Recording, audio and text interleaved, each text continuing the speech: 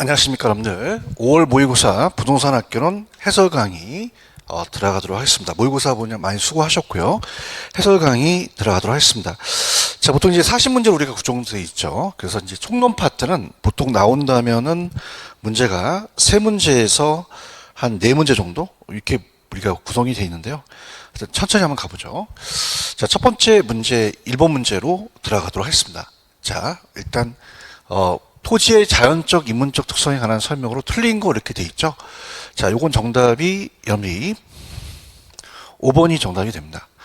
자, 그래서 토지의 인문적 특성 중에서 위치의 가변성이라는 단어가 있죠. 그래서 이제 도시계획에 대한 변경이라든지 공업단지 지정 뭐 이런 것들은 사회적 위치가 변한 게 아니라, 자, 이건 우리가 해설에 있지만은 행정적 위치가 바뀌었다 이렇게 보는 거죠. 이거는 행정적 위치의 변화, 이렇게 여러분이 고치시는 게 좋습니다. 자, 그래서 이제 사회적이 바뀐다는 거는 인간과 관련되는 뭐 인구라든지 가구 분리 뭐 이런 것들이 되겠죠. 자, 다른 것들 한번 볼까요? 부동성 때문에, 위치의 고정성 때문에 토지가 움직이지 않으니까 토지 옆에 영향을 줄 수 있는 외부 효과가 발생할 수가 있고요. 자, 분할합병에 대한 가능성. 자, 이게 이제 예전에 감정평가사 시험 문제 이제 개론 문제 나왔는데, 예를 들어서 주거용에 있어서 어떤 복합 상가를 짓고 싶다. 그럼 상업용을 또 우리 상가를 또 옆에 분할하게 되면은 용도 다양성을 또 지원하는 특성이 나타날 수가 있고요.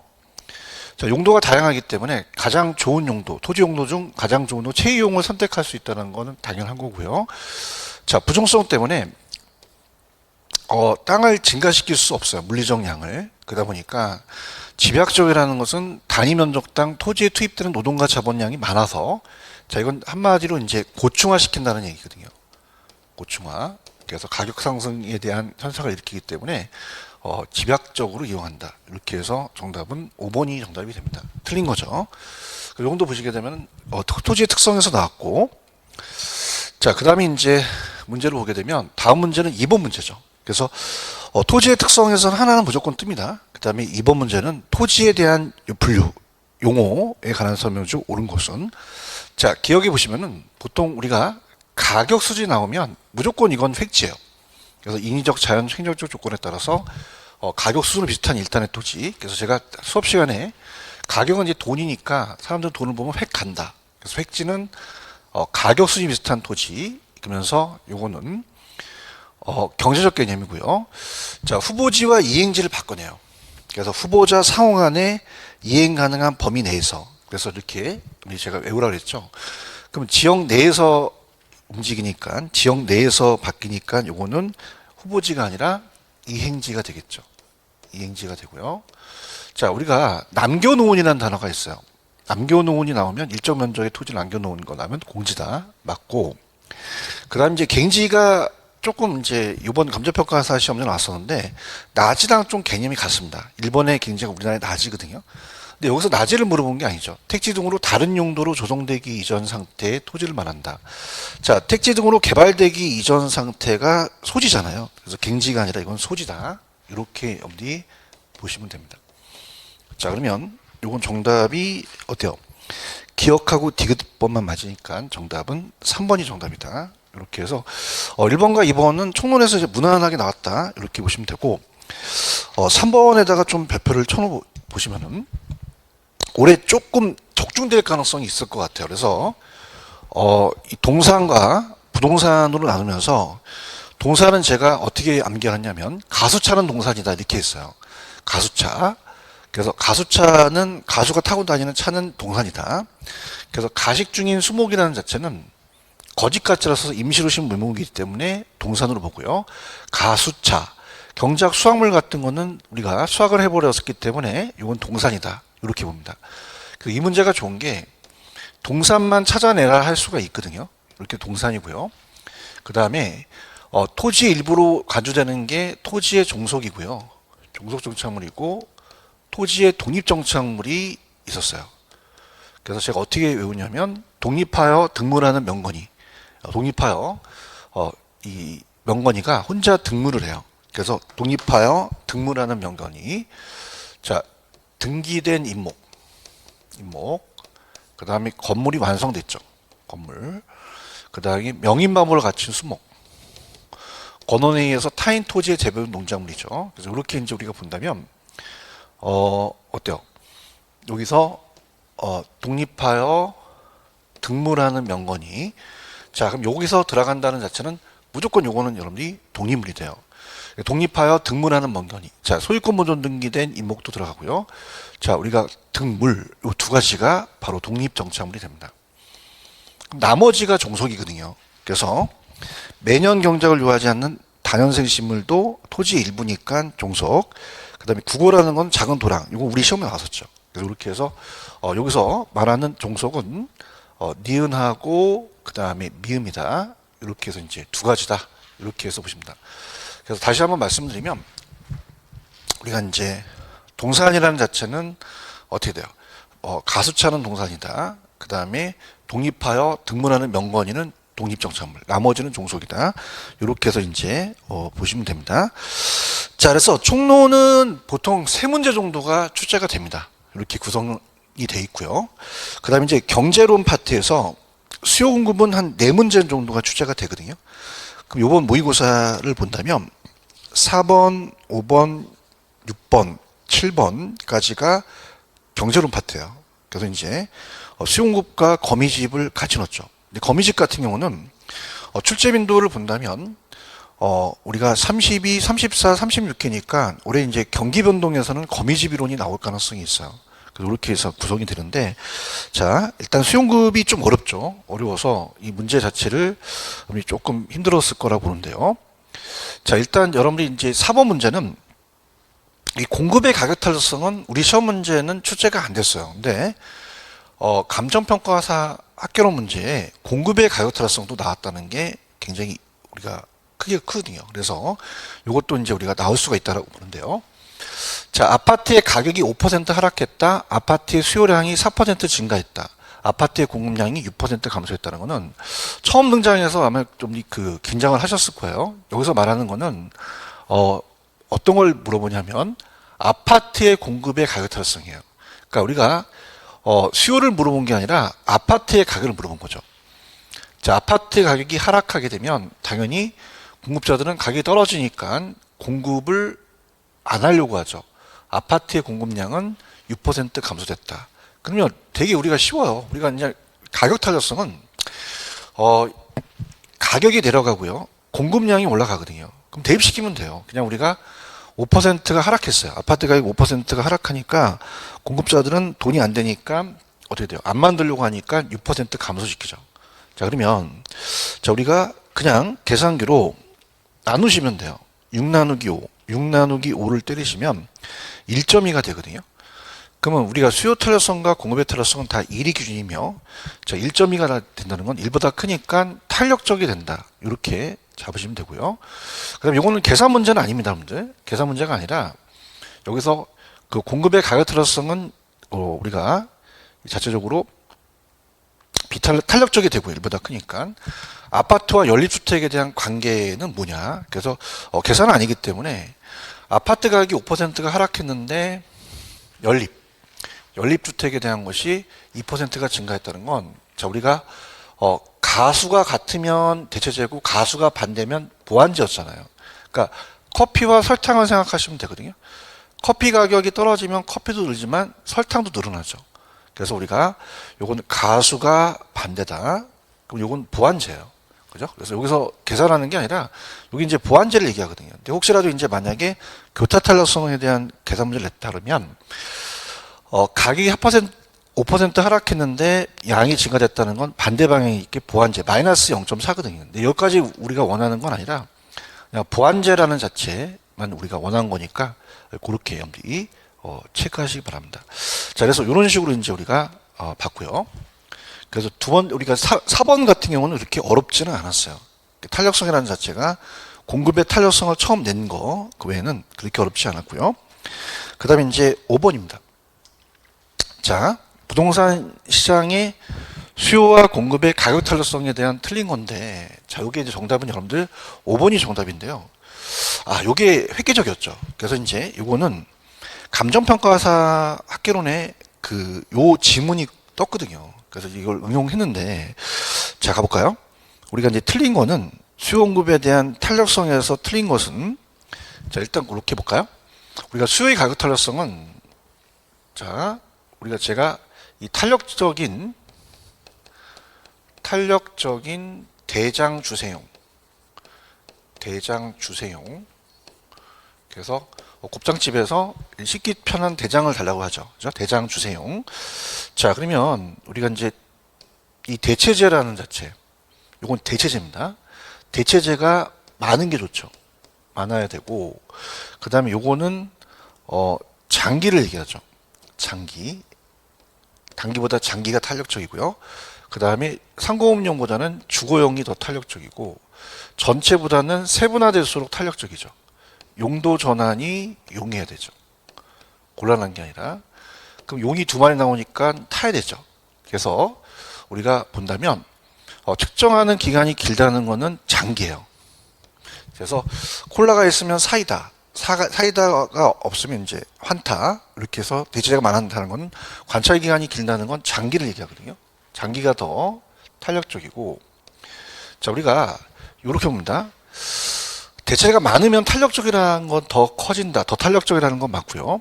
그 다음에 공급은요, 공급이 어려우면 비탄력적이고 공급이 쉬우면 탄력적이거든요. 그러면 생산 요소를 쉽게 얻을 수 있다는 건 공급하기가 쉽잖아요. 그럼 이건 탄력적이다. 더 많은 양을 낼 수가 있고요. 그 다음에 가격에 대한 이제 그 정책에서 임대 수입을 물어봤을 때 탄력적이라는 자체는 대체제가 많으니까 선택의 폭이 넓잖아요. 그럼 가격 올리면 다른 데로 도망가 버리거든요. 그래서 탄력적일 때는 가격을 내리는 게 수입이 올라갑니다. 임대료가 이제 상승한다는 자체는 가격이니까. 그럼 어떻게 됩니까? 가격 올리면 수입은 감소하죠.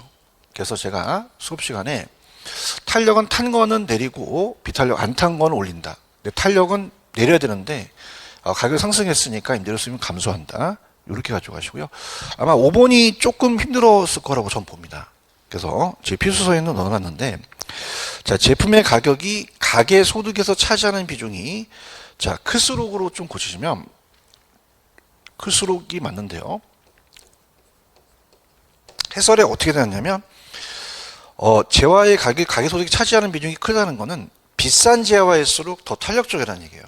자, 예를 들어서, 여러분이 가지고 계시는 볼펜하고 주택은 가계 소득에서 차지하는 비중은 주택이 더 비싸잖아요. 그래서 볼펜이 1,000원에서 1,500원으로 올라가면은 그렇게 양을 줄이진 않지만 주택 가격이 10억에서 15억, 자, 우리가 50%가 상승하게 되면 많이 줄이거든요. 그래서 제품이 가계 소득이 차지하는 비중이 클수록 수요의 탄력성은 더 커진다. 이렇게 해서 보시기 바랍니다. 그래서 정답은 5번이 틀렸다. 이렇게 이제 우리가 보시면 되고요. 그럼 이제 이번 시험 문제에 거미집 이론이 나올 가능성이 굉장히 높아요. 그래서 요거 거미집 이론이 나왔는데, 자, A 시장이 이제 QD가 수요고 QS가 공급이잖아요. 자, B 시장은 QD 수요, QS는 공급, 거미집 이론이 있다. 그럼 A와 B에 대한 모형을 연결한 것은, 자, 우리가 여러분들이 보통은 이제 기울기로 많이 강의를 우리가 하시거든요. 교수님들이. Q합해가 기울기죠. 기울기고, 만약에 P가 있으면 이걸 나눠줘요. 그래서 우리가 기Q, 분자의 Q, 이렇게 해서 이제 기울기인데, 보통 제가 이제 강의를 할 때는 우리가 이제 탄력성으로 좀 갈 때는 P합해로 가라고 좀 말씀을 드리거든요. P합해로 가는 게 훨씬 낫다. 자, 무슨 얘기냐? 자, 일단 여러분들이 보시면은 수요의 탄력성이 공급의 탄력성보다 클 때는 수렴형이 돼서 보통 암기하실 때 수탄수를 암기하시고요. 자, 수요 탄력성하고 공급의 탄력성 중에서 공급의 탄력성이 클 때는 발산형이거든요. 발산형. 그 다음에 수요의 탄력성과 공급의 탄력성이 같으면 순환형이 됩니다. 자, 그래서 보통 기울기보다는 저는 탄력성으로 봐요. 그래서 우리가 탄력성일수록 이제 그 P합해가 탄력성이라고 제가 강의를 하거든요. 그래서 탄P라는 게 분자의 P예요. 그럼 Q합해가 있으면 나눠줍니다. 자, 이걸 왜 권장하느냐면, 자, 이게 이제 우리 시험 문제는 분수가 안 나왔어요. 근데 이제 분수가 감정평가 학계론이 나오면서 분수가 나오기 시작하죠. 그러면 자 기울기로 하게 되면은 이걸 P를 넘겨야 되기 때문에 계산 방식이 복잡합니다. 그래서 저는 항상 P 앞에 있는 숫자를 보라 그래요. P 앞에 있는 숫자. 자, P 앞에 있는 숫자가 탄력성이다. 자, 그러면 만약에 자, 얘는 1인데요. 자, Q가 만약에 1이면 그냥 탄력성이 1인데 자, 얘가 만약에 2면 2분의 1이란 말이에요. 그래서 출제원들이 만약에 분수로 내게 되면요. 앞에 Q 앞에 아무것도 없는 거로 낼 가능성이 높아요. 그러면 Q 앞에 없으면 P 앞에가 바로 탄력성이 되거든요. 그래서 자, 얘는 그냥 P 앞에만 보는 거죠. P 앞에가 탄력성이다. 자, 그러면은 자, P 앞에가 요게 그냥 1이 되니까 자, 수요의 탄력성은 그냥 1이 될 거고요. 자, 얘도 1을 나누는 건 의미가 없잖아요. 2분의 1이 탄력성이죠, 공급이. 자, 공급의 탄력성이 우리가 2분의 1이니까 1이 더 크죠. 그럼 요건 수렴형이 되겠고요. 자, 그 다음에 요것도 마찬가지입니다. 만약에 Q 앞에 있으면 나눠지는데 2분의 1이 0.5인데 거기다가 뭐 3을 나누거나 이러면 계산 방식이 좀 어려워지거든요. 그래서 저를 믿으시고 분수가 나오면 Q 앞에 아무것도 안 넣을 가능성이 커요. 그럼 P 앞에가 탄력성이니까 그냥 2분의 1이 수요의 탄력성이 되고요. 공급의 탄력성은 2가 되니까 공탄이 더 크죠. 그래서 이거는 발산형이 되죠. 수발. 그래서 정답은 2번이다. 이렇게 이제 해설을 해놨기 때문에 그거는 여러분이 꼭 참고해서 보시기 바랍니다. 그렇게 보시면 되고요. 자, 그 다음에 7번입니다. 이거 이제 해설을 해놨으니까 보시고요. 자, 부동산 수요와 공급에 관한 설명 중 틀린 것을 이렇게 찾으라고 그랬죠. 자, 틀린 것을 본다면 여러분들 이제 보통 단이라는 것은 그렇게 의미가 없습니다. 우하향하는 수요 곡선과 우상향하는 공급 곡선. 그래서 단은 꼭 여러분이 중요하지 않기 때문에 그냥 넘어가도 좋습니다. 가끔가다 뭐 정상제, 대체제 이런 것들이 또 들어가긴 하는데 이것은 큰 의미는 없어요. 자, 그러면 일단 여러분들이 답부터 확인해 보죠. 자, 우리가 어떻게 가냐면 상대편이 비탄력적일 때는 상하로 움직이니까 각이 많이 변하고요. 상대편이 탄력적일 때는 좌우로 누니까 양이 많이 변하죠. 근데 여기서 이 가격과 양을 물어봤는데 솔직히 우리 공인중개사 시험 문제는 아직까지는 양은 물어보지 않고 가격만 계속 물어봤거든요. 그러면 여기서 자, 가격과 양 중에서 어떠냐면 가격은 변동폭이 작지만 거래량의 변동폭이 커요. 그럼 상대편에 대한 탄력성이 탄력적이라는 뜻이거든요. 그래서 이거는 탄력성이 공급이 클수록으로 바꾸시기 바랍니다. 자, 그러면 그래프를 한번 그려볼게요. 자, 우리가 이 수요 변화 시 예를 들어서 가격과 양이 있으면은 수요가 증가를 하는데 여기서 공급의 탄력성에 따라서 가격과 양에 대한 그 폭이 달라지잖아요. 그럼 여기서 탄력성이 작다라는 얘기는 비탄력적이기 때문에 가격이 많이 바뀌거든요. 그럼 여기는 탄력성이 크다고 하셔서 여기 이제 완만하게 이제 그리셔야 돼요. 그러면은 요거는 가격 상승폭이 작고 그 다음에 양의 증가폭이 크다. 그래서 가격 변동폭은 작지만 양의 증가폭은 크다. 이렇게 봐야 되거든요. 그래서 이렇게 자그수록이라는 자체도 처음 이제 감정평가 시험 문제 등장했거든요. 그래서 그렇구나. 가격이 작아? 양이 커? 그럼 이건 탄력적이죠. 그래서 공급의 탄력성이 탄력적일수록 가격 변화는 작고 양의 변화는 크다. 이렇게 해서 이것도 무난하게 맞추셨을 거예요. 그래서 그렇게 하시면 되고 자, 그래서 정답은 2번이고요.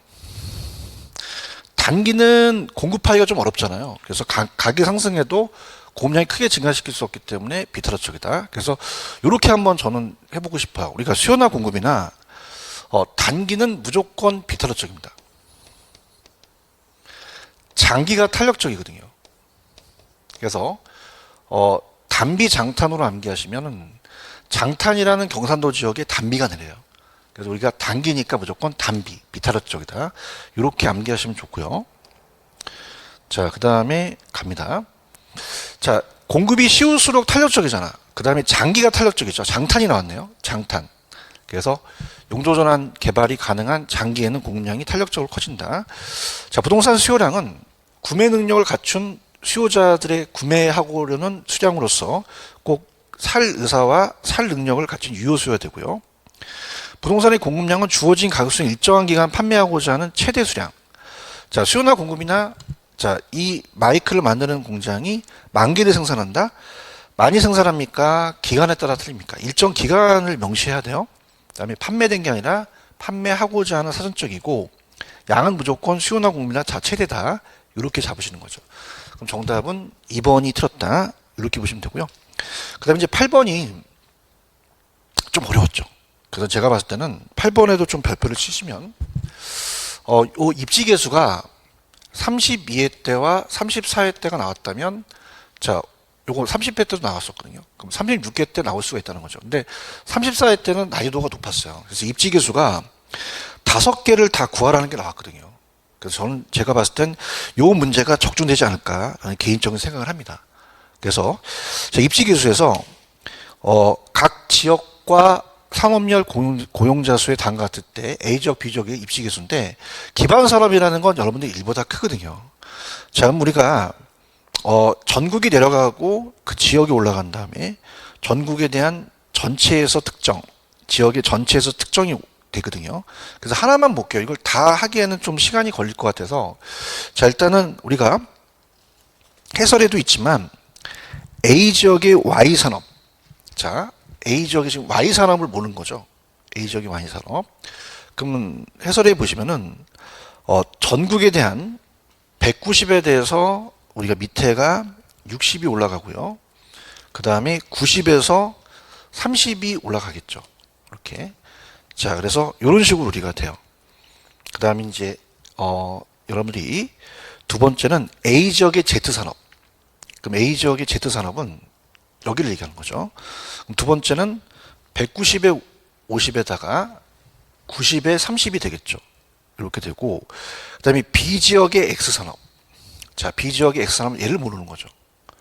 그럼 요거는 우리가 해설을 보시게 되면 190에 80, 다음에 100에 50 이렇게 이제 잡으시면 되고요. 그다음에 B지역의 Y산업, B지역의 Y산업 이걸 모른다. 자, 그럼 요거는 190에 자 60에 전국에 100에 30 이렇게 되는 거죠. 그러니까 시간이 되게 많이 걸려요, 여러분들. 그래서 이렇게 본다면 자 하나만 제가 그 편법으로 약간 빨리 푸는 방법을 가르쳐 드리면 자 이걸 오리지널을 풀게 되면 시간이 많이 걸려요. 그래서 이제 지금 제가 아까 그 색칠을 한 요거 그대로 이제 식이 있는데요. 하나만 예를 들을게요. 자 이건 전국이 내려가고 그 원하는 지역이 올라가는데 외항끼리 곱합니다. 그러니까 바깥에 있는 것끼리 곱하죠. 190 곱하기 30 나누기 안에 있는 숫자를 나눠요. 그래서 내항을 나눈다. 90 나누기 60을 하면 계산기를 한 번에 쓰거든요. 자, 한번 해볼게요. 밑에 이제 우리가 보시면은 제가 해설을 그렇게 해놨죠. 그래서 190 곱하기 30 나누기 90 나누기 60을 때리면 약 1.055가 나오죠. 반올림 하게 되면 1.06이니까 1보다 크니까 기반 산업이고요. 자, 똑같습니다. 이것도 외항끼리 곱하고 내항은 나눈다. 그래서 하나를 예를 든다면요. 만약에 여러분이 시험장 가셔서 빨리 푸는 방식은 지금 여기서 우리가 봤을 때 A 지역의 그 Y 산업의 입지 개수를 모르는 거잖아요. 그러면 우리가 이렇게 구성이 되고 이렇게 구성이 되죠. 전국의 190에 대한 60, 그 다음에 전체에 대한 그 Y 산업에 대한 A 지역의 90에 대한 30. 그럼 여기서 외항은 곱하고 내항은 나눈다죠. 근데 가까운 거를 90을 먼저 나눠서 요 60을 나눈다. 이렇게 해서 푸는데 시간이 그렇게 많이 걸립니다, 여러분들. 그래서 이렇게 보시면 우리가 하나씩 해보면 A 지역의 Y 산업이 1.06 반올림해서 A 지역의 Z 산업이 1.27. 그러면 어떻게 돼요? 우리가 기반 산업이 두 개가 되잖아요. 근데 B 지역은 X와 Y를 봤을 때 1.19와 0.9니까 하나밖에 없다. 정답은 여러분들이 5번이 정답이 되죠. 그래서 시간 관계상 다 하나씩 다 똑같이 그 계산기를 우리가 두드리겠는데 이건 요거 하나만 하고 조금 다른 것들은 여러분한테 맡기도록 하겠습니다. 정답은 5번이 정답이다. 제가 이제 문제를 분석하잖아요. 그럼 입지 개수가 올해 나올 가능성이 좀 높다고 봐요. 그래서 이렇게 보시면 되고요. 그 다음에 이제 9번 문제입니다. 자, 시장 파트예요. 그래서 보통 우리가 1번서부터 40번까지 나열되면 총론이 나오면 이제 경제론, 그 다음에 시장론이 나오거든요. 그러니까 시장론 한 4문제가 나오는데 여가 과정을 냈죠. 자, 그러면 주거 분류와 여가 과정에서 가장 옳은 것은 정답은 1번이 정답입니다. 여가 과정이라는 것은 자, 고가 주택이 이제 저가로 하향여가 되고 하향이 돼서 또 저가가 고가로 올라가거든요. 그래서 이 원활하게 작동한다는 건 긍정적이에요. 그래서 신규 주택에 대한 정부의 지원으로 모든 소득계층이 이득을 볼 수 있다. 그래서 우리가 보통 상향여가가 된다는 것도 우리가 리모델링 같은 것도 이제 정부의 지원이 또 있거든요. 그래서 이런 것들이 이제 나왔다는 거 정답은 1번이고요. 그 다음에 하향여가는 자, 이게 중요한 점들. 어떤 지역에서가 중요한 게 아니라 주택을 개량하는 동안 가치 상승분이 개량 비용보다 커요. 그래서 제가 수업 시간에 비용이 크면 비하한다. 비용이 크면 하향여가고 상승분이 크면 상향이거든요. 그래서 여기서 고소득층 주거지역이 있었는데 가치 상승 개량 비용이 1억 들어가는데 가치가 5억이 상승한다. 그럼 개량을 하죠. 그래서 이거는 우리가 어떻습니까? 이 자체적으로 이 상승분이 가치 상승이 크기 때문에 어떻습니까? 요거는 반대로 가셨어야 돼요. 아쉽게도. 그래서 요거는 반대로 자, 요게 5억 들어가는데 요건 1억밖에 안 된다. 그죠? 그래서 저가 들어와서 저로 바뀌는 건 하향여가거든요. 그럼 고에서 주택의 개량을 통한 가치 상승분이 개량 비용보다 작은 경우 이렇게 가는 거죠. 그래서 우리가 이건 작은으로 좀 고쳐주고요. 그러니까 하향여가라는 거는 비용이 더 많이 들어가서 그렇죠. 이렇게 해서 비하한다. 그래서 이렇게 해서 바뀌셔야 됩니다.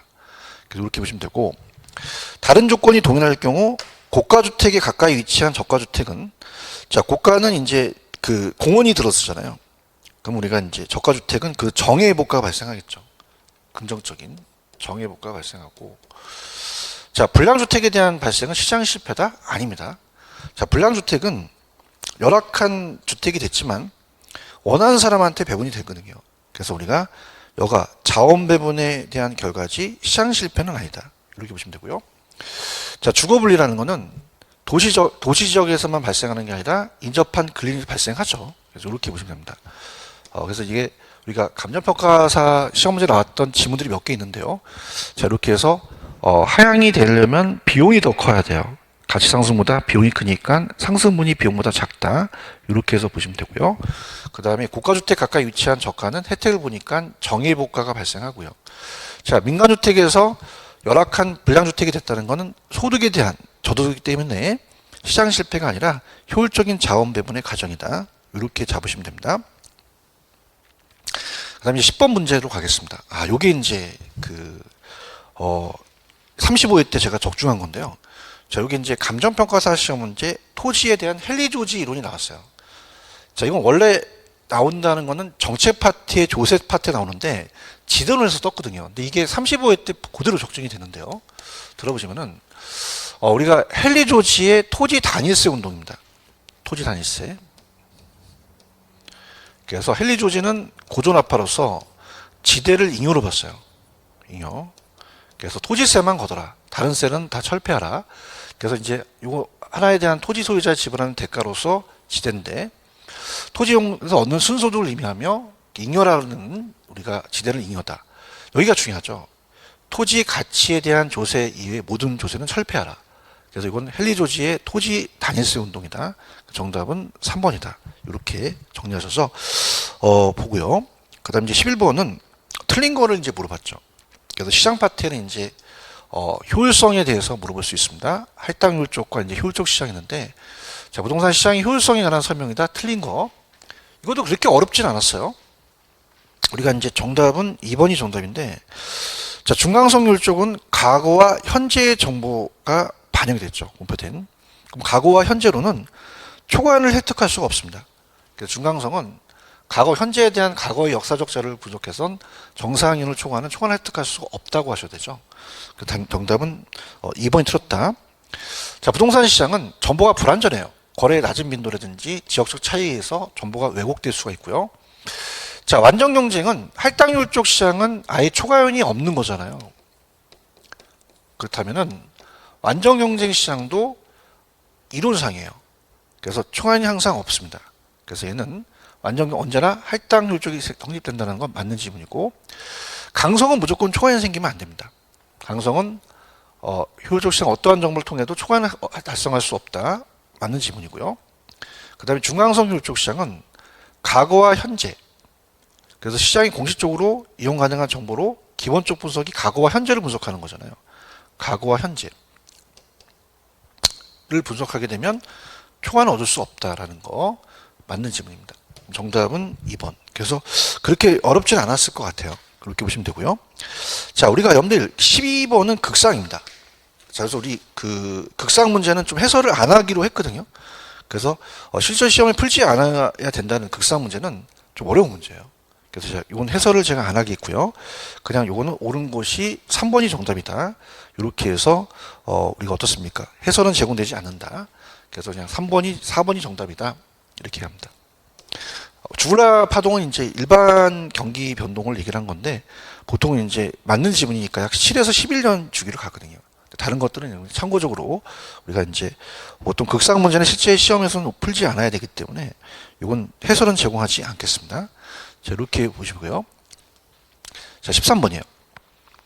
자, 13번은 그러니까 요번에 그 저만 출제되는 게 아니라 모든 교수님이 같이 출제를 하셨는데 상당히 좋은 문제라고 볼 수 있는 게 계산 문제가 올해에 나올 수 있는 것이 네일리가 가장 강력하다고 좀 봐요. 그래서 A, B 도시 사이에 C 도시가 있다. 네일리의 소매인력 법칙을 적용할 때 C 도시에서 A, B 도시 구매할 때 유인되는 인구 규모는 어떻게 되냐. 자, 그럼 각각 얼마씩 가냐는 얘기죠. 그럼 우리가 보통 공부를 하실 때 인구가 올라가고요. 거리가 내려가요. 그럼 거리가 17km죠. 그럼 17km에 대한 제곱에 이제 우리가 어떻습니까? 나누는 거죠. 그럼 어떻게 계산하냐면 17의 제곱을 나눈다는 거는 나누기를 2번 하는 거예요. 나누기 17, 나누기 17. 그 다음에 C도시, B도시에 대한 인구가 있으면은 인구에 비례하고 거리는 8km잖아요. 그럼 8의 제곱이니까 어떻게 돼요? 나누기 8, 나누기 8에서 유인력을 빨리 구하시는 게 좋거든요. 자, 그럼 계산기를 항상 지참하시고요. 한번 해볼게요. 57만 8천에다가 나누기 17을 때려버리면 2000이라는 게 뜹니다. 딱 이렇게 이제 그 정확한 숫자가 나오게끔 해주죠. 2000이라는 유인력이 있고, 그 다음에 B는 19만 2000에다가 나누기 8을 하게 되면 3000이 떠요. 그러면은 우리가 더하면 5잖아요. 자, 이걸 약분하면 2대 3이에요. 그러면 여기에 5분의 2가 가고 여기에 5분의 3이 간다는 얘기죠. 그러면 C도시에 10,000명이 있잖아요. 자, 그러면 2를 5로 나누면 자, 어떻습니까? 2 나누기 5는 40% 간다는 거거든요. 그럼 40%, 60% 가니까 4,000명, 6,000명 간다. 정답은 3번이 정답이다. 괜찮습니다. 괜찮고, 저는 개인적으로 입지계수와 요 네일리의 소매인력이 나올 것 같다라는 가정으로 말씀드리고 싶습니다. 자, 이렇게 해서 이제 13번은 그렇게 했고요. 자, 14번에 대한 성급도는 이제 정책 파트예요. 정책은 나온다면 한 4-5문제 정도 예상을 합니다. 그래서 가성비가 좋은 게 우리가 보통 직접 개입과 간접 개입이 있거든요. 그럼 직접 개입은 수요자 공급자의 역할을 직접 하고요. 간접은 수급을 조절하는 기능을 해요. 그래서 제가 이제 간접적을 암기하라고 할 때 어떻게 염자한테 암기를 시켰냐면 우리 공인중개사 시험 문제만 금과 공시라는 게 떴어요. 금과 공시. 자, 그러면 금이 뜨면 무조건 간접입니다. 금. 그래서 우리가 보통 세금이 들어가고요. 보조금이 들어갈 수가 있고, 그 다음에 부담금이 들어갈 수가 있거든요. 그 다음에 금융이에요. 이 금융이라는 건 자금의 융통으로서 총부채 상환 비율이나 DTI라든지 담보인정 비율, LTV라든지 총부채 상환 비율에 대한 이 원리금 상환, DSR이 있거든요. 자, 금융 정책이 들어가면 다 간접입니다. 그래서 DTI의 상향 조정은 이거는 직접이 아니라 간접이다. 이렇게 보십니다. 가격 공시도 간접이거든요. 그래서 이거는 아마 쉽게 맞췄을 거라고 좀 봅니다. 정답은 1번이 틀었다. 이렇게 체크하시면 되고요. 자, 그 다음에 다른 거 볼까요? 보게 되면은 저소득층과 주거 취약 계층을 위해서 정부가 공공임대주택을 싸게 제공해 줘. 주거 안정을 높인다. 정확하게 맞고요.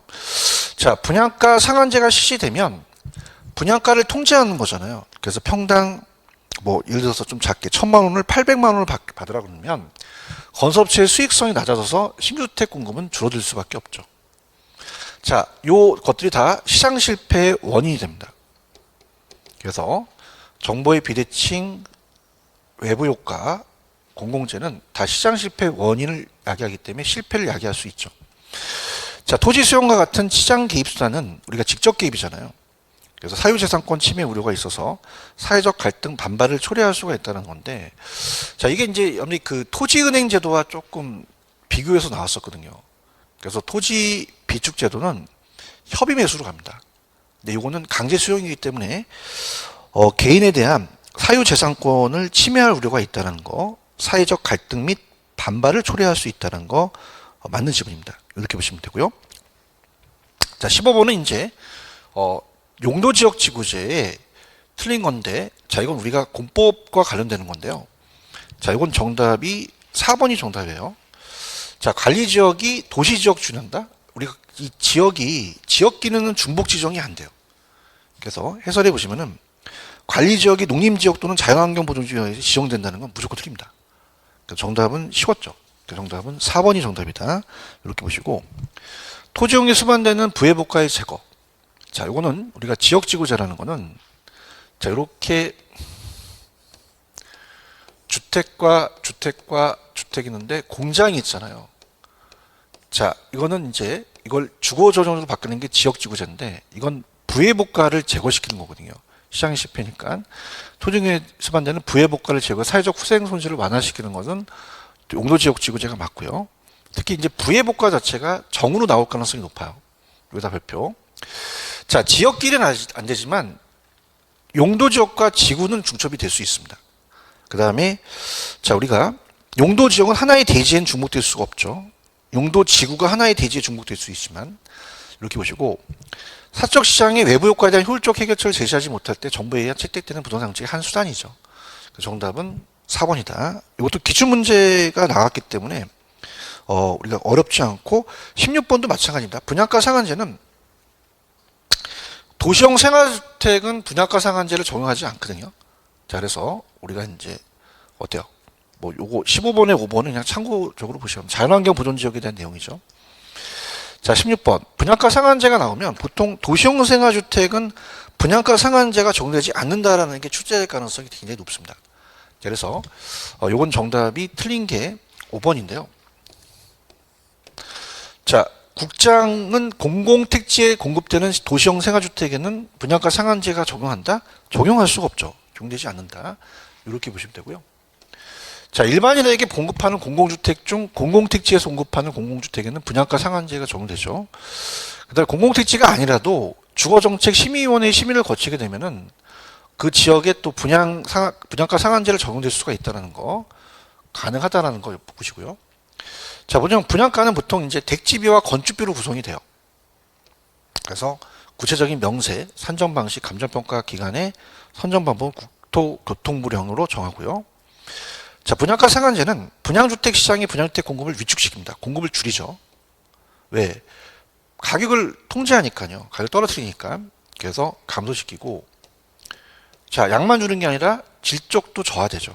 이렇게. 왜냐하면 가격이 떨어지다 보니까 공사비를 맞추기가 힘들잖아요. 이렇게 해서 이제 질적 수준이 떨어진다. 이렇게 보시고요. 자, 17번도 마찬가지입니다. 이 해설은 제공되지 않겠습니다. 왜냐하면 요거는 난이도가 극상이거든요, 여러분들. 시전에 버리는 문제이기 때문에 그냥 요거는 17번의 정답은 5번이 맞다. 이렇게 해서 넘어가도록 하겠습니다.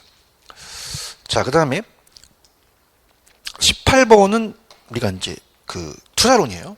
그래서 이제 모의고사가 딱 이렇게 어때요?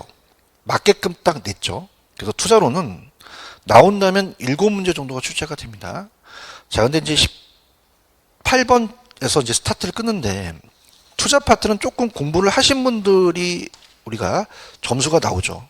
어렵기 때문에 그래요. 자, 그러면 부동산 투자 분석에 관한 설명 중 옳은 거죠. 자, 동일한 현금 흐름에 투자한이라도 자, 어떻습니까? 이 요구 수익률이라는 건 주관적으로 다르거든요. 개인마다. 그러면 투자자 요구 수익률에 따라서 내부 수익률이 달라질 수 있다.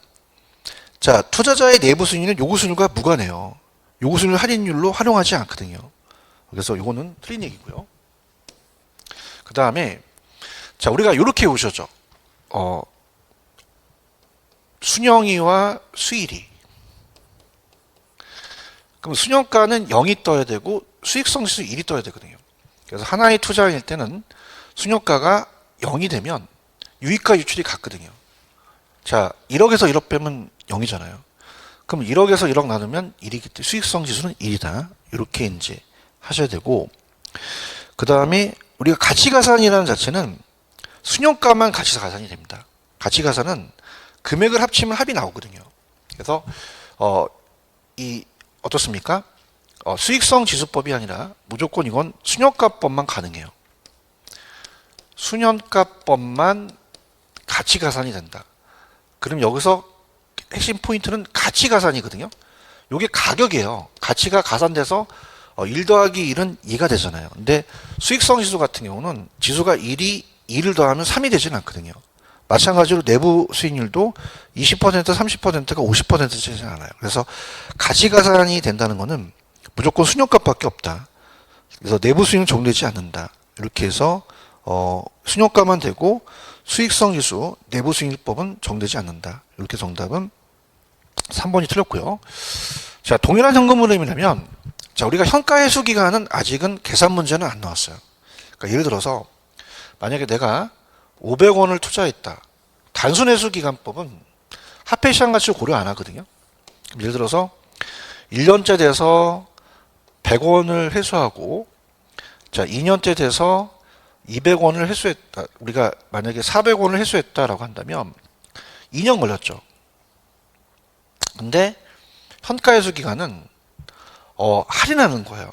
그래서 이걸 할인해서 뭐 90이 됐고 요게 360이 되면 당연히 여러분들 자체적으로 현가 회수 기간은 금액이 작아지잖아요. 동일한 현금이라도. 그럼 단순회 기간이 더 어떻습니까? 길어진다는 거죠. 이렇게 해서 이 현가 회수 기간은 단순회 기간보다 더 길다. 이렇게 보시면 됩니다. 자, 그래서 그런 식으로 우리가 푼다면 4번만 정답이 되죠. 그러니까 회수 기간은 짧은 게 좋잖아요. 그럼 내가 목표했던 회수 기간이 5년이면 투자안에 채택되는 거는 5년보다는 작아야 돼요. 자, 그래서 회수 기간이 큰 게 아니라 작아야 된다. 이렇게 해서 틀었다. 정답은 4번이 정답이다. 현가 회수 기간은 그냥 쉽게 생각하신다면 금액을 할인하거든요. 그럼 당연히 금액이 작아지니까 단순 회수 기간보다는 회수 기간이 우리가 길어지겠죠. 금액이 더 있어야 회수가 되잖아요. 이렇게. 이것도 처음 등장했죠. 그래서 약간 좀 어렵게 다가왔을 거라고 보고요. 자, 그 다음에 두 번째 이제 19번. 레버리지를 물어봤어요. 옳은 건데. 자, 우리가 지렛대 효과라는 자체는 이론이 나오거나 계산 문제가 출제가 될 수가 있죠. 그럼 먼저 이제 이론을 냈는데, 자, 타인 자본을 이용해서 레버리지를 활용하면, 자, 투자 위험을 낮출 수 있다? 아닙니다. 타인 자본을 빌렸다는 건 무조건 위험이 증가된 거거든요. 그래서 위험은 무조건 증가되고요.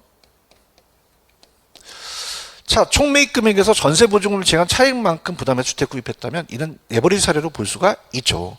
전세를 끼고 사는 것도 지렛대 효과에 들어가잖아요. 그래서 전세 자금이 타인 자본이라면 타인 자본을 활용해서 2년 있다 집값이 올라가면 레버리지 효과가 발생되죠. 그 다음에 자 여기서 지금 여러분들이 이 두 가지가 좀 어려운데요. 자 이렇게 할까요? 우리가 세 가지가 있어요. 정, 부, 중립적 레버리지가 있죠.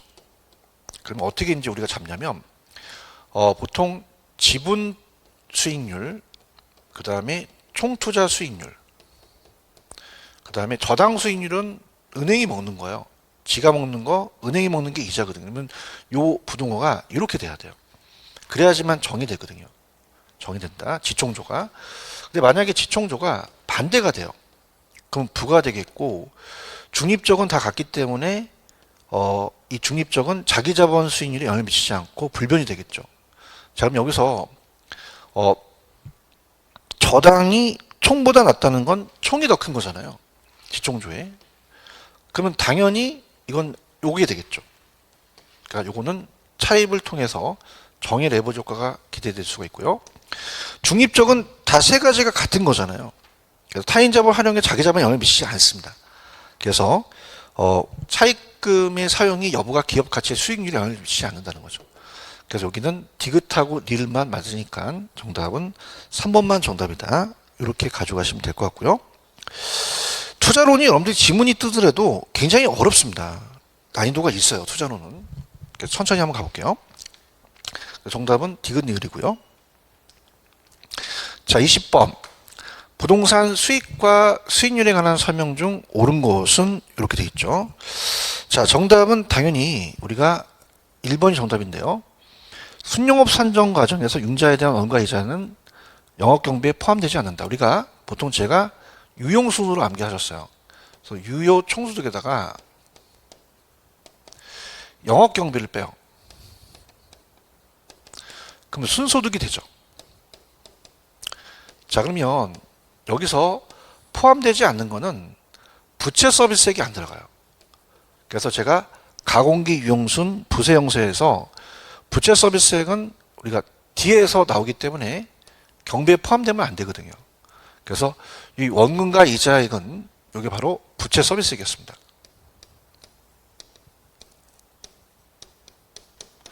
영업경비에 포함되지 않는다. 당연히 맞는 지분이죠. 맞는 지분이고 자 그래서 1번이 맞고요. 그 다음에 2번은 자 우리가 요런 꿀팁을 드리죠. 자 우리가 항상 새가 뜨면 지분이 뜹니다. 그 다음에 총이 뜨면 총소득 총이 뜨거나 아니면 이 총이라는 자체는 이제 어때요? 순이 뜨기도 하거든요. 총소득과 순소득은 총이고 세전과 세후는 지분이에요. 그러면 세전 지분 투자 수익률이 떴기 때문에 여기서는 이제 세전 현금 흐름을 무조건 세전이 나오면 지분이 떠야 되거든요. 그래서 세전 지분 투자 수익률은 보통 요건 여러분들이 우리가 이렇게 표현하지 않고 보통 지분 배당률과 지분 환원율이 나올 가능성이 높거든요. 세전 현금 수지 승수와 역수. 그럼 세전 현금은 지분으로 나눈다. 꿀팁이에요. 무조건 여러분들 세전과 세부는 지분으로 가요. 그래서 총선하게 총소득은 이제 총이 나오거나 순소득이 나오고 세가 나오면 무조건 지분이거든요. 세 뜨면 지 뜬다. 이게 이제 꿀팁이 되고요. 그 다음에 우리가 기대가 요거보다 커야지만 투자해요. 그래서 제가 대학교 1학년 때 제 친구가 키 큰 여자만 좋아요. 키 큰 여자.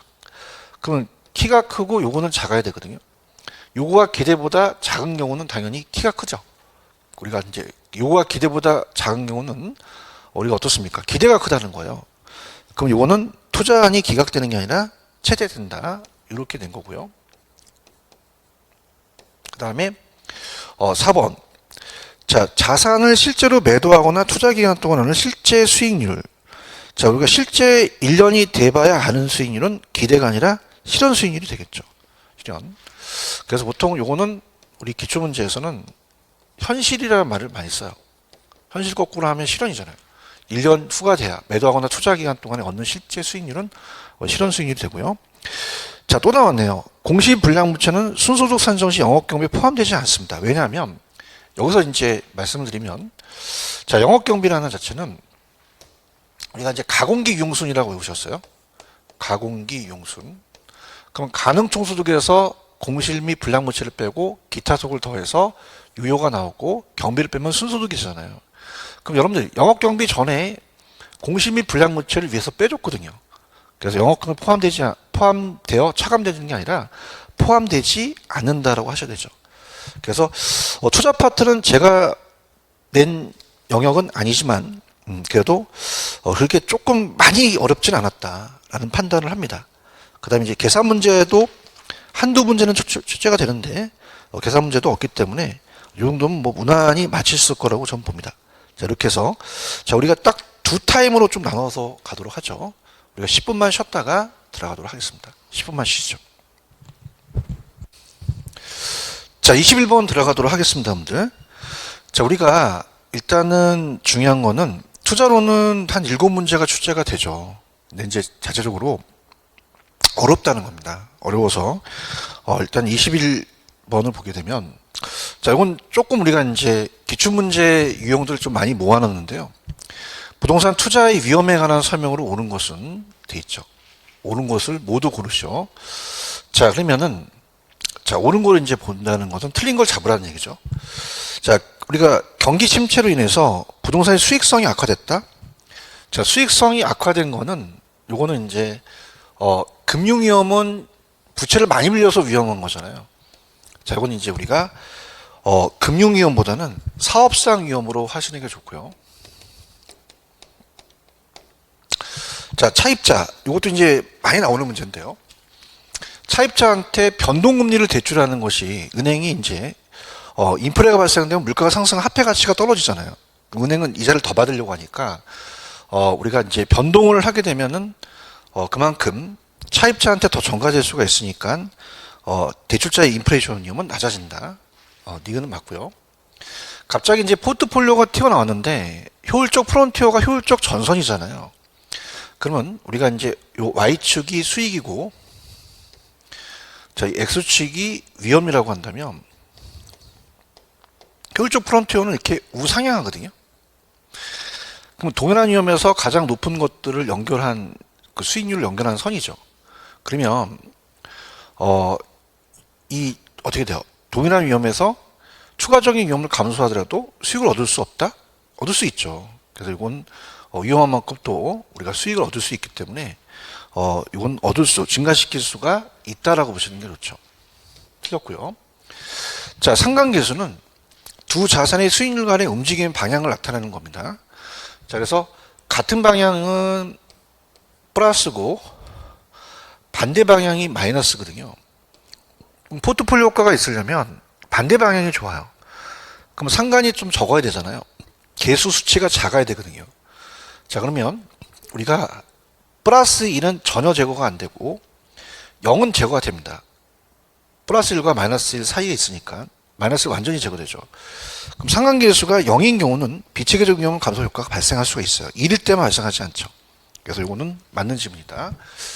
자, 그래서 정답은 우리가 니은하고 리을만 맞다. 특히 D급 같은 경우는 추가적인 위험을 감소하면 수익을 증가시킬 수가 있죠. 그래서 우리가 위험이 커서 수익이 증가되니까 이렇게 우상향한다. 정답은 3번이다. 이렇게 보시면 되고요. 자, 22번도 그렇게 어렵진 않았던 것 같아요. 틀린 거를 이제 고르라고 하는데 부동산은 화폐 자산이다? 아니죠. 실물 자산이죠. 그래서 우리 부동산은 실물 자산이기 때문에 인플레이션의 발생 시 가치분이 양호합니다. 그래서 물가가 상승하면 화폐 가치는 떨어져요. 그럼 사람들은 화폐 가지려고 하고 여러분들이 부동산을 가지려고 하면 부동산은 인플레이션을 방어하는 효과가 있겠죠. 자, 상업용 부동산의 세후 현금 수지 산정 시 건물에 대한 감가와 이자는 비용을 인정받습니다. 그래서 우리가 감가상각과 이자분은 세금에서 공제되죠. 그래서 감히 겁도 없이 세공제가 가능하다니 이렇게 해서 암기하시면 되고요. 부동산 투자 시 행정적 변화, 신규 규제의 적용 등 법률적 위험도 고려할 수 있어요. 법률적은 어떤 정책이 바뀌는 거거든요. 부동산은 은행 예금과 비교할 때 안정성이 좀 떨어진다는 단점이 있다. 그죠? 그래서 어떻습니까? 뭐 그것도 뭐 틀린 얘기는 아니죠. 그래서 그 부동산 주식 등은 금융상품 비해서 현금성이 떨어진다는 단점이 있다. 우리가 부동산은 주식보다는 이제 현금화 시키기가 어렵기 때문에 현금성은 떨어지죠. 그래서 이렇게 그런 식으로 이제 봅니다. 은행 예금 같은 건 뭐 시간에 대한 대가로서 꼭 준대. 부동산은 은행 예금보다는 조금 안정성은 떨어지긴 하죠. 이렇게 해서 봅니다. 정답은 1번. 자, 개발이익 환수에 관한 법률이 이제 개발 파트에 나오는 문제인데요. 개발에 대한 것보다 이거 정책 파트라고 보시면 돼요. 정책 파트는 아까 앞쪽에서 있었는데 이렇게 사이드로 또 들어갈 수가 있거든요. 중간에. 자, 그러면 이것도 우리가 이제 실전에서 버리는 문제이기 때문에 자, 이것도 해설은 들어가지 않습니다. 그래서 우리가 이제 실제 시험에서 풀지 않아야 된다는 극상이기 때문에 이것도 이제 그냥 4번이 정답이다 하고 넘어가겠습니다. 자, 그 다음에 부동산 금융에 대해서 들어가죠. 금융은 나온다면 한 5문제가 출제가 돼요. 그래서 MBS에 대한 종류를 냈는데 일단 오는 거부터 우리가 간다면 자, MPTS는 자, 모든 것을 이 원리금 채권과 저당권을 다 발행 기간이 아니 우리가 투자자죠. 투자자가 가져갑니다. 투자자가 가져가기 때문에 자, 우리가 이제 여기서 한번 연습 게임을 한다면 MPTS는 모든 원리금 채권과 저당권을 투자자가 다 부담해요. 투자자가 원리금 채권에 대한 조기상환 위험, 저당권에 대한 채무행위 위험 지겠죠. 그래서 이제 제가 이렇게입니다.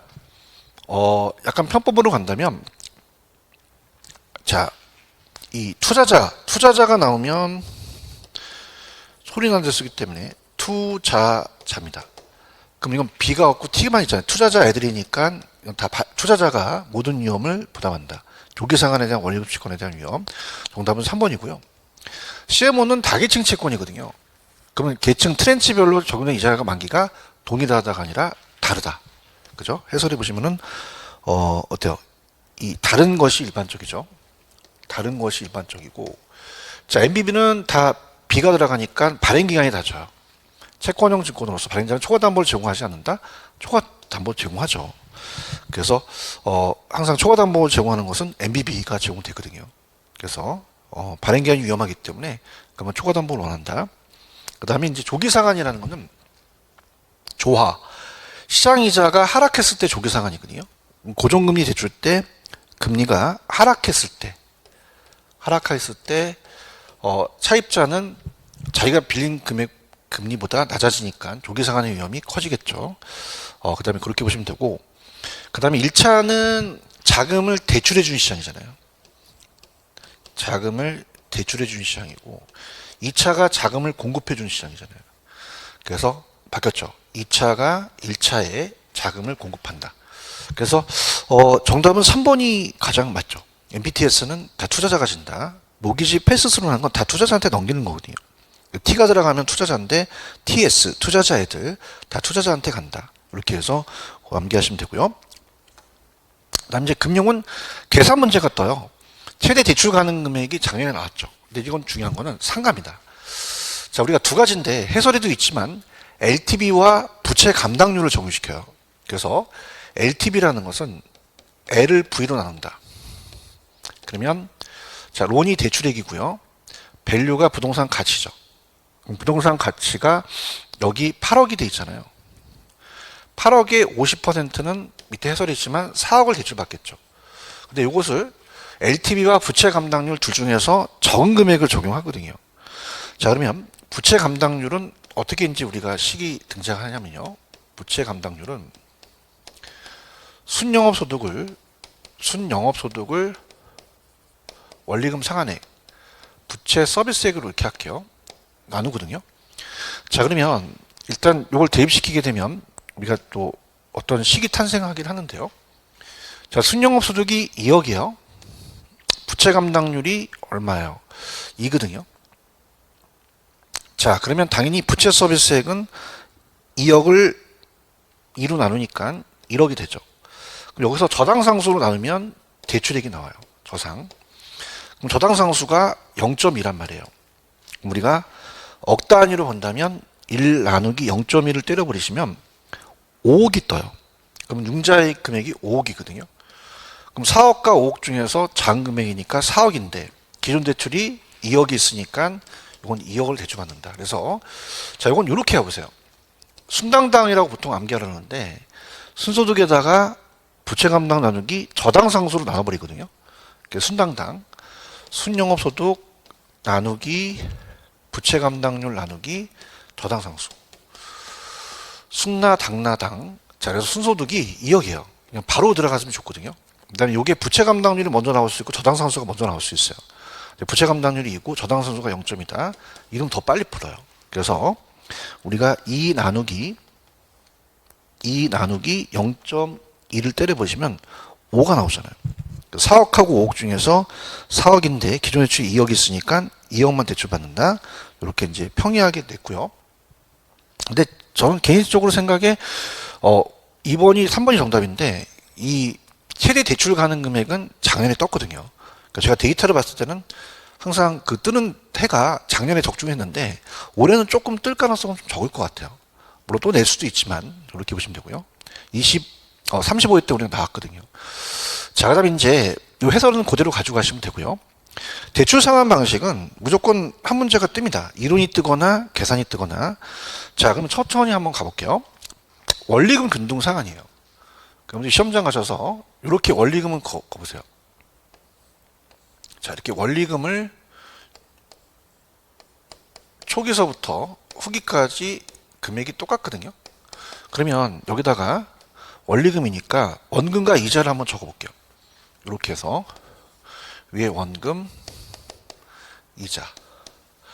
갈수록 이자는 줄지만 원금은 늘어나거든요. 이걸 노립니다. 그래서 원리금 균등 상환 방식은 매기 이자 상환액은 감소하고 원금 상환액이 증가다. 바뀌었고요. 자, 그다음에 이제 2번 같은 경우는 제가 이제 그래프를 여기다 한번 그려볼게요. 이렇게 이제 전체 그래프를 한번 그려봐요. 초기서부터 후기까지. 그래서 원원체라고 제가 하는데, 자, 요게 이제 원리금이라고 좀 편법을 쓸게요. 요거는 잔금이라고 한번 봅니다. 자, 그러면은 원원체라고 이제 해서 본다면 원금 균등 상환 방식이 제일 처음에 많이 냅니다. 그 다음에 원리금 상환 방식이 크고요. 자, 그 다음에 최정식 상환 방식은 처음에 적게 내요. 그래서 점점 많아지는 거죠. 그래서 원체, 원리금이 중간에 있죠. 그러면 남아있는 금액은 다 반대거든요. 최정식이 제일 금액이 많이 남고 중간에 항상 원리금이 있고 그 다음에 원금이 잔액이 제일 적죠. 그러면 DTI라는 자체는 자, 우리가 D를 I로 나눈다. 그러면 연소득이 1억이면 요 대비시 원리금 상환액 금액이에요. 요 순서대로 이 DTI에 대한 것이 크거든요. 근데 최정식은 제일 밑에 있잖아요. 원금에 비해서 DTI 비율이 낮다라고 하셔야 되죠. 그래서 우리가 어떻습니까? 요거는 크다가 아니라 작다라고 하시는 게 좋고요. 자, 이 원금 균등 상환 방식은 원리금에 비해서 전체 대출기간 만료 시 누적 원리금 상환이 더 크다. 자, 우리 최정식하고 원리금 원금이니까 제일 작죠. 그래서 이건 작다. 이렇게 표현하셔야 되고요. 자, 최정식은 대출 잔액이 지속적으로 감소하는데 다른 상환 방식보다 이자 부담이 작다. 다른 상환 방식보다는 최정식은 잔액이 많기 때문에 납부할 이자도 많죠. 다른 방식은 이제 원금과 원리금이니까 정답은 2번만 맞다. 이렇게. 그래서 1번은 증가와 감소가 바뀌었고요.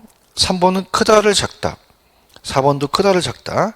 5번은 작다를 크다. 이렇게 고쳐주시면 되거든요. 자, 실질적으로 27번은 이제 리츠를 냈는데요. 리츠가 작년에 나왔죠. 그래서 이제 그 작년에 나온 문제가 부동산 투자회사 법령상 부동산 투자의 설명 중 틀린 것으로 이렇게 돼 있죠. 그래서 이 전문 인력을 이제 자기관리 리츠는 상근 자산 전문 인력을 뽑거든요. 그래서 보통 감정평가사, 공인중개사는 해당 경력 5년입니다. 근데 석사 이상은 3년이거든요. 자, 그럼 이건 세 글자로 석사로 하셔도 되지만, 자, 우리가 학교론에서 5 아니면 3이에요, 무조건. 그러면은, 자, 감정평가사, 공인중개사는 5글자거든요.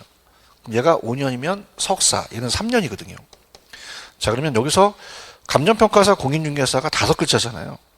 그럼 얘는 해당에 대한 그 전문 인력에 대한 그 3년이 아니라 5년 이상 종사해야 되죠. 정답은 5번이다. 작년에 떴습니다, 이거. 근데 추가적으로 저 팁을 드리면 공인회계사는 안 들어가요. 공인회계사는.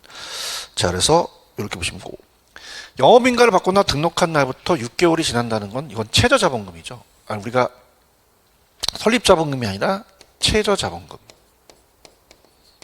그럼 우리가 외우실 때 533의 755. 그럼 기업구종의 부동산 투자회사에 대한 자본금은 50억이죠. 그래서 자기관리는 5억, 설립자본금은 위탁과 기업구종은 3억 3억. 그래서 이제 제가 자기관리가 5 아니면 3이면 자기관리는 실체 회사가 있어야 되니까 임직원 급여도 줘야 되니까 자기관리가 5억이고 위탁관리 기업구종이 3억이다. 근데 최저자본금은 제가 5, 7이 35라 했죠. 그래서 5억은 70억, 3억은 50억. 그래서 이 최저자본금은 50억이 된다, 이상이 된다. 그 다음에 자기관리 리츠의 설립자본금은 5억이죠. 위탁관리와 기업구종은 3억이죠. 그러니까 5 아니면 3이기 때문에 자기관리 리츠는 실체 회사가 있고 직원이 있어야 되니까 5억이다.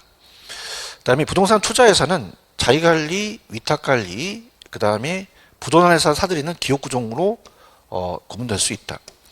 자, 위탁관리는 실체 회사가 아니라 명목입니다. 그래서 본점에 지점을 설치할 수 없으며 직원을 고용하거나 상근임을 둘 수 없다. 맞죠? 정답은 5번이다. 이렇게 보시면 되고요. 그 다음에 이제 28번은 프로젝트 금융은 무조건 하나가 뜨죠. 그래 냈는데요. 자, 프로젝트 금융에 가장 틀린 거는 금융기관의 장점이 아니죠. 이건 포스코, 사업주의 장점이에요. 그러니까 포스코가 인천공항을 이제 건설했다면, 인천공항에 대한 대규모가 몇 조 원이 잡히면, 타 은행에서 돈을 빌려주지 않습니다. 그럼 부의금융이라는 거는 장부의 금융이거든요.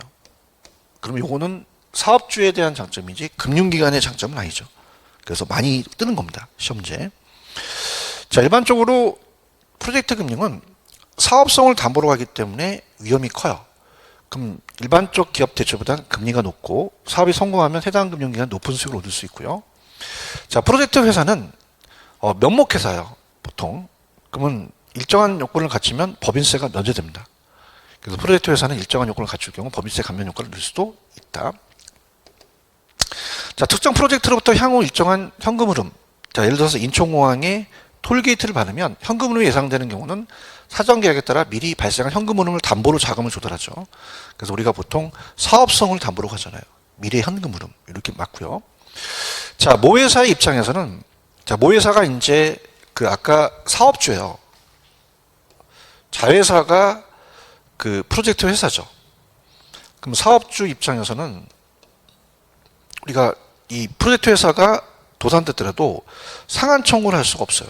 비소구지만 어느 정도는 그 사업상 그 자체 자산이나 이 사업의 자체 자산이나 이 톨게이트 받을 수 있는 그 고속도로에 대한 사업 거기에 대한 이 돈은 어느 정도 소구금융이 되거든요.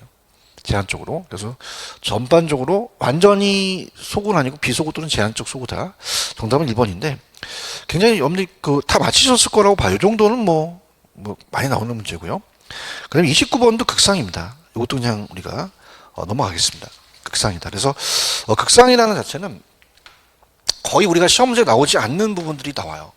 그래서 여러분 우리가 지금 보더라도 모의고사를 보더라도 극상을 빼고는 무조건 우리가 60점은 다 넣었거든요. 그래서 극상 문제는 버리라는 우리 또 취지입니다. 그래서 그렇게 좀 알아주시고 다음 설명에 모두 해당하는 부동산 관리 방식은 자 우리가 이렇게 보시면 돼요. 여러분들 관리 방식은요. 법률적 관리, 시설 관리는 없어요. 주체에 따른 3방식이 위탁, 혼합, 직접밖에 없거든요. 그러면 저걸 찍으면 안 된다는 거예요. 그럼 보통 소유와 경영이 분리돼서 경영을 따로 이제 분리시킨다는 건 남한테 맡기는 거고요. 가장 핵심 포인트는 전문성이에요. 전문가한테 맡기니까 관리의 전문성과 효율성을 높인다? 대형 건물이다? 그럼 무조건 위탁이죠. 관리는 한 두 문제가 나오는데 우리가 쉽게 떴죠. 정답은 2번이다. 이렇게 체크를 하시고요. 그 다음에 31번도 이제 개발 파트에 되는데, 자, 틀린 겁니다. 자, 이건 이제 BTO를 틀리게 되는데요. 자, 민간 사업자 자금을 조달해서 시설을 건설한다는 게 빌드예요. 근데 이 건설에서 준공과 더불어, 준공이 이제 빌드죠. 민간 사업자 당해 시설의 소유권, 온이고 운영을 해요. 트랜스퍼가 없죠. 그럼 이건 BTO가 아니라 BOO가 되겠죠. 그래서 BOO. 정답은 4번이 정답입니다. 자, 경기 침체로 인해서 공실이 장기화됐어요. 이건 시장 위험이에요. 시장금리 변화에 등 시장 위험으로 볼 수 있다. 시장 상황이 변함에 따라서 오는 위험이죠. 아, 이건 제가 이제 개인적으로, 이건 감정평가사 시험에 나왔던 지문입니다. 아직 공인중개사 시험에 나오진 않았어요. 선분양과 후분양이 나왔었거든요. 선분양은 미리 팔기 때문에 개발업자 시장 위험을 줄여요. 후분양은 나중에 팔기 때문에 개발업자의 시장 위험을 늘리거든요. 그래서 우리가 개발부동산의 선분양이 후분양에 비해 사업자의 부담하는 시장 위험을 줄인다는 게 아직은 안 떴다는 거. 마찬가지로 이것도 우리가 아직 안 떴어요. 비용이라는 거는 추가적 비용이 더 들어간다는 자체는, 우리 공인중개사는 시장 위험과 어때요? 법률 쪽 위험을 많이 냈거든요. 그래서 이 비용이라는 거는 추가적 비용이 더 들어간다. 그래서 우리가 인플레이션이 심하면 건축자재 값이 높아지잖아요. 그 다음에 공사기간이 길수록. 그래서 인플레이션 심할수록, 개발기간이 연장될수록 비용 위험은 더 커진다. 이런 것들. 그 다음에 토지 소유자가 토지를 가지고 있고요. 토소라고 합니다. 그 다음에 건설업자가 시공을 맡아서 같이 하는 거죠. 그래서 지주공동 중에서 특히 이 건설에 소요된 비용을 완성된 건물로 변제해요. 공사비 대물 변제이죠. 그래서 이게 지주공동사업의 등가교환 방식으로 들어간다. 이렇게 보셨습니다. 정답은 4번이다. 32번. 자, 우리가 이제 이 도시 및 주거환경 정비법에 자, 필기를 한번 해보세요. 자, 세 가지가 뜹니다. 이거 가성비가 좋기 때문에 제가 해드릴게요. 가성비가 좋다는 거는, 자, 주거환경 개선 사업과 재건축과 재개발만 뜨거든요. 그럼 우리가 항상 정비 기반 사업에 단어가 나와야 되는데 안 넣으셨어요. 그래서 보통 이 주거환경 개선 사업은 극히열악이라는 게 뜹니다. 극히열악. 그 다음에 단독주택 다세대. 근데 하나만 암기하시는 게 좋고요. 재건축과 재개발 사업은, 자, 양호하면 재건축이고요. 열악하면 재개발이에요. 그래서 이 재개발은 상업지역, 공업지역에 나타납니다. 그 다음에 이건 당연히 알고 있는 공동주택이죠. 그래서 이렇게 암기했어요. 자, 암기법이 제가 극단 주거라고 했었죠. 극단. 그래서 이제 재개발 사업 같은 거 하게 되면 조합과 마찰이 생기니까 마스크에다 막 쓰고 막 극단적인 선택을 하시는 분이 계셔요. 그럼 극단 선택하면 주거. 그럼 극단 주거로 암기하세요. 그럼 무조건 이건 주거환경 개선 사업이거든요. 특히 이제 주거환경 개선이라는 게 들어가기 때문에 관리와 정비 사업이 합니다. 그래서 이제 지상열 씨라는 분이 개발회사를 차렸어요. 그래서 상열 개발. 그래서 이건 재개발. 그 다음에 이제 영경환이라는 친구분한테 우리가 스님들한테 공양을 해서 건축회사를 차리게 만듭니다. 그래서 평화로운 건축회사. 그래서 공양건축 이렇게 되거든요. 그래서 가성비가 좋아요. 공법에서 하나, 개론에서 하나 나옵니다. 무조건. 그래서 여기서는, 자, 여기 그 열악이라는 게 생략됐어요. 상열 개발이잖아요. 그러니까 무조건 이건 재개발 사업입니다. 이렇게 꼭 알아주시기 바랍니다. 정답은 몇 번? 3번이 정답이 되고요. 그 다음에 이제 33번은 이제 투자론인데 뒤에다가 이렇게 몰아놨네요. 33번. 자, 난이도는 있긴 하지만 그래도 뭐 크게 뭐 난이도가 있지는 않습니다. 부채 감당 비율을 아까 제가 설명했죠. 식을 먼저 알아야 됩니다. 요거는 부채 감당률이라고도 해서 우리가 부채를 감당하는 능력을 보는 거거든요. 그래서 제가 이제 보통 강의 시간에 순투부, 순영업 소득을 부채 서비스가 나누거든요. 자, 이게 원리금 상환액이죠. 자, 그러면 있는 거 갖고 이제 천천히 한번 가볼게요. 아, 여기서는 진짜 어렵게 냈어요. 자, 우리가 감을 못 잡습니다. 순소득이라는 게 없어요. 그럼 제가 유형순이라고 항상 얘기하는데, 유형순이 이제 가공기를 만들어서 가공기 유형순. 유효 총소득이 있죠. 여기서 영업 경비를 빼요. 그럼 순소득이 나오잖아요. 그럼 여기서 원했던 어떤 출재원의 반은, 만약 출재원님께서 내셨다면은, 자, 우리가 일단 아는 건 2억이에요. 영업 경비가 여기 40%입니다. 그럼 여기 40%가 중요한 게 아니에요. 자, 왜 그러냐면은, 자, 그냥 억 단위 넣으면 2억에 곱하기 40을 두들기면 0.8. 자, 우리가 이제 8천만 원이라는 거죠. 그럼 2억에서 8천을 빼면 이건 1억 2천이 돼요. 자, 그러면 이렇게도 좋아요. 해설에서는 그냥 40%를 빼니까 60%를 그냥 곱해줬었어요. 근데 그거보다도 그냥 여러분들이 유효의 40%를 빼면 돼요.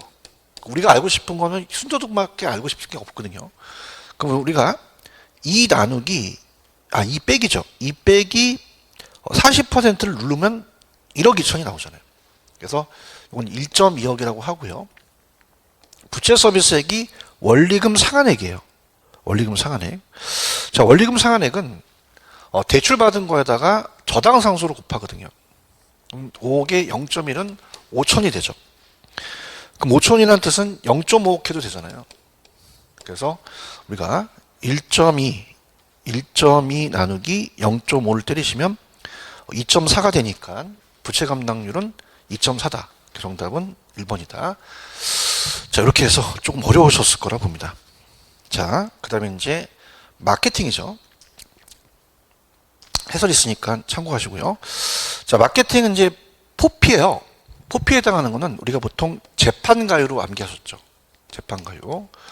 그래서 이 마시장이 세 표차로 줬어요. 우리가 STP는 세 표차, 세분화, 표적시장, 차별화. 근데 포피는 재판가율. 제품이라는 게 프로덕이고요. 영어는 안 나왔네요. 그래서 판매 촉진이 있고요. 프로모션.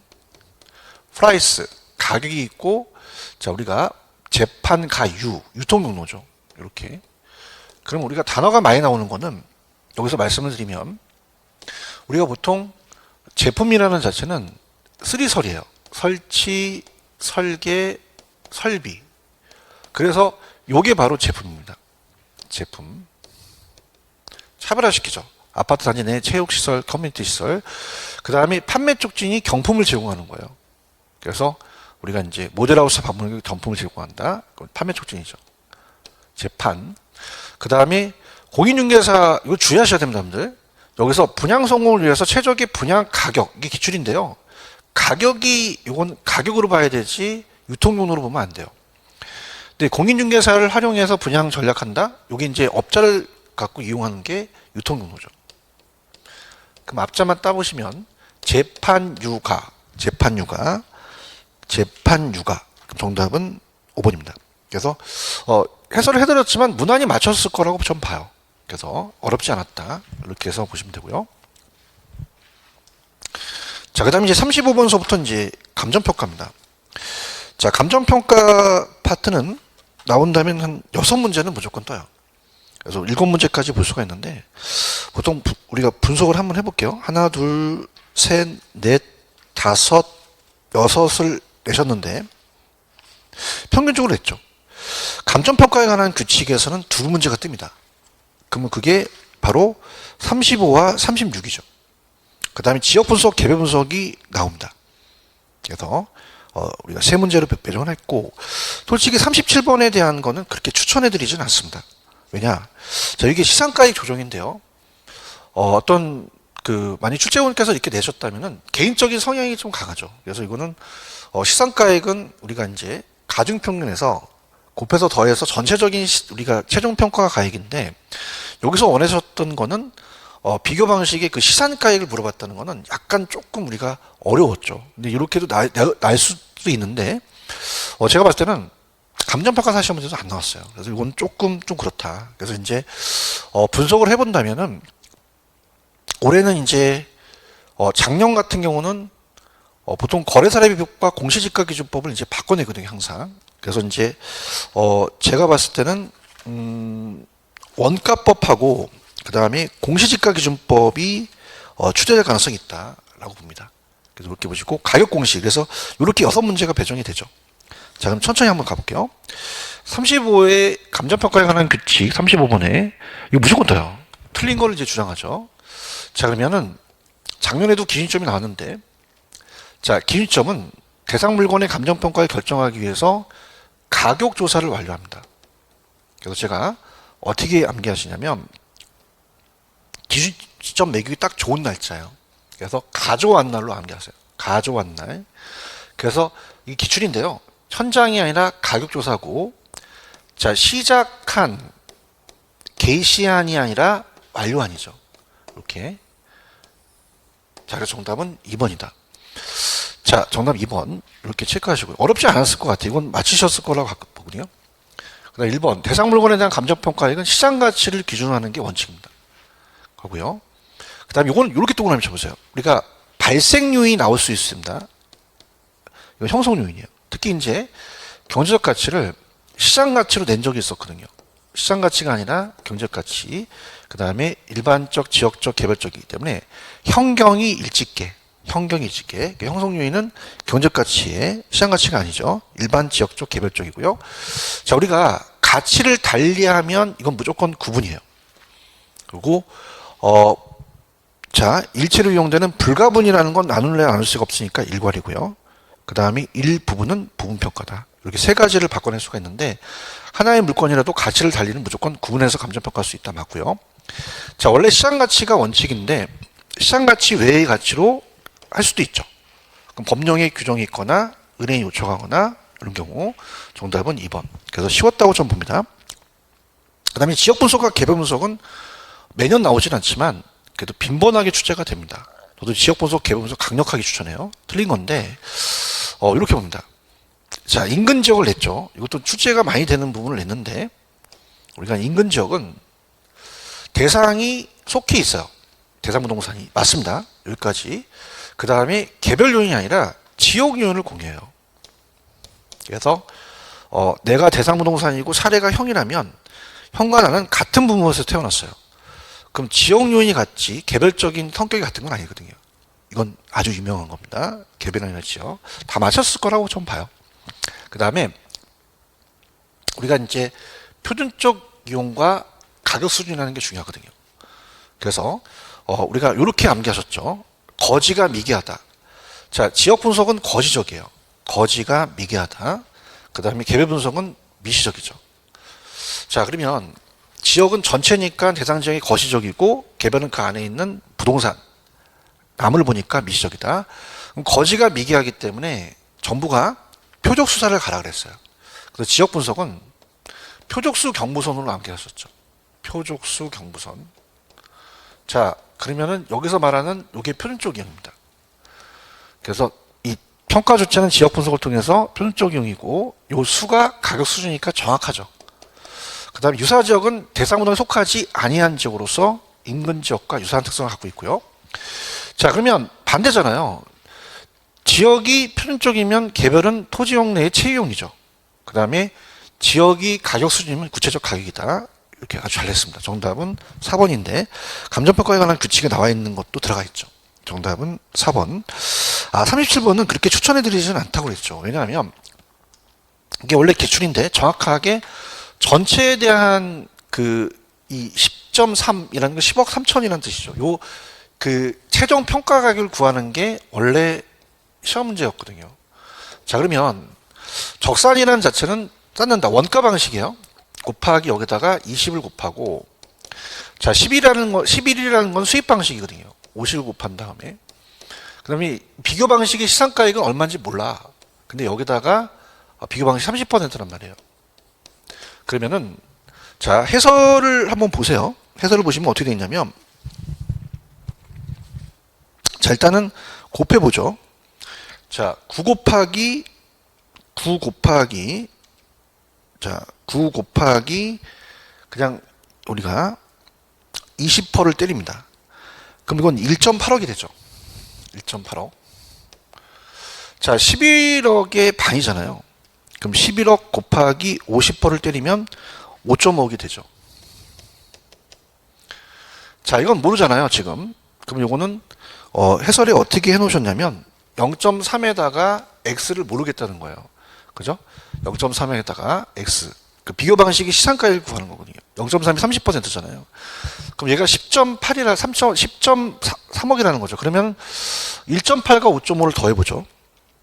1.8 더하기 5.5를 더하시면 7.3이 나오죠. 그럼 이게 넘어가요. 그럼 요게 빼기 7.3을 빼게 되면은 요 자체로는 3억이라는 뜻이죠. 그럼 비교 방식에 대한 가격은 3억이 나오려면 어떻게 돼요? 10억이 나와야 되죠. 이게 30%는 3억이다.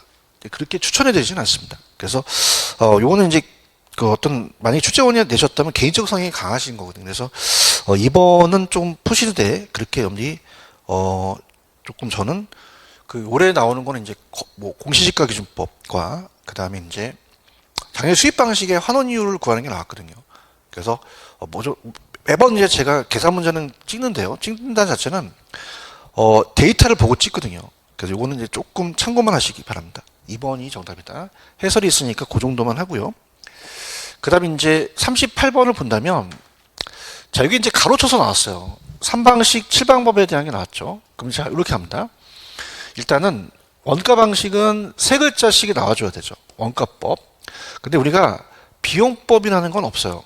우리가 적산법이 있죠. 그래서 적산법으로 들어가야 되고, 자, 비교 방식은 7글자씩이에요. 거래사례비교법, 임대사례비법, 그 다음에 공시지가 기준법이 있죠. 그래서 여기서 원하는 거는 비교가 아니라 기준이다. 이렇게 이제 찾아가는 거죠. 자, 수익이라는 자체는 수익환원법이 있고 수익 분석법이 있거든요. 이렇게 해서 정답은 5번이다. 자, 이렇게 해서 3방식 7방법에 대한 감정평가에 관한 규칙에 나와 있는 그 조문에 박스를 쳐서 나올 수가 있죠. 정답은 5번이다. 이렇게 가져가시면 됩니다. 그 다음에 39번으로 갈게요. 자, 부동산 가액 공시에 관한 감정평가에 관한 법령에 규정된 내용으로 옳은 것은, 자, 우리가 항상 여기 파트에는 문제가 한 문제가 무조건 뜹니다. 굉장히 중요하다고 볼 수가 있거든요. 그래서 천천히 한번, 자, 지문을 볼게요. 자, 여기서 이제 1번에서 원하는 건 뭐냐면, 자, 이렇게 해드릴게요. 여러분들, 공시주체가 있어요. 공시주체가, 자, 국장은 국토교통부 장관의 줄임말이고요. 시군구자는 시장군수구청장을 줄였다면 개별이 나오면 무조건 시장이에요. 나머지는 다 국장이거든요. 그러면 자, 두 개의 의의가 있는 자는 결정공시로부터 30일 이내에 서면 전자문서는 맞아요. 근데 공시권자한테 이의시청을 하거든요. 그러면 시장군수구청장이 나오니까 공동주택은 나오면 안 되죠. 국장한테 하니까. 이게 틀렸고, 그 다음에 주택이라는 자체는, 주택은 단독주택과 공동주택이 있어요. 그래서 단독은 표준과 개별을 구분합니다. 표준주택과 개별주택을 구분하는데 공동주택은 아니죠. 그러면 우리가 표준은 단독에서 나왔거든요. 표준주택을 선정할 때 일반적 유사가 인정되는 일단의 공동이 아니라 단독에서 일단의 주택을 대표할 수 있는 주택이 되겠죠. 공동이 들어가면 안 됩니다. 단독만 들어가야 되고, 그 다음에 이것도 이제 기출에서 나왔던 건데 표준공시가는 토지거든요. 이 토지가 국가지자체 등이 과세 등의 주택 가격을 산정할 때 기준된다? 말이 안 맞죠. 지가를 산정할 때 기준 되겠죠. 지가를 산정할 때 기준. 자, 우리가 표준주택에 대해서는 개별주택 가격공시만 그 업무를 합니다. 근데 두 가지요. 공동하고 개별주택 가격은, 자, 이렇게 이제 제가 편법으로, 자, 여기 기억이 들어가죠. 그럼 개별과 공동이 기억 들어가면 기억의 업무가 있어요. 이게 바로 가격 정보를 제공하고 과세 등의 업무에 관련되죠. 여기 표준이 들어가면 안 되고 개별과 공동이 들어가야 되니까 정답은 4번이 확실히 맞죠. 공동주택은 가격 정보를 제공해 주고요. 여러분 이제 공동주택 같은 경우는 어떻게 돼요? 한국부동산원에서 전수조사하잖아요. 그래서 우리 이제 가격 정보를 제공해주고, 자, 공동주택도 가세를 매길 때 공동주택에 대한 공시가격으로 가세를 매겨요. 그렇기 때문에 가세 업무 들어가고요. 그 다음에 이제 5번은, 자, 국장이 전문가한테 의뢰를 하죠. 그래서 본다면 표준지 공시지가는 자, 갑니다.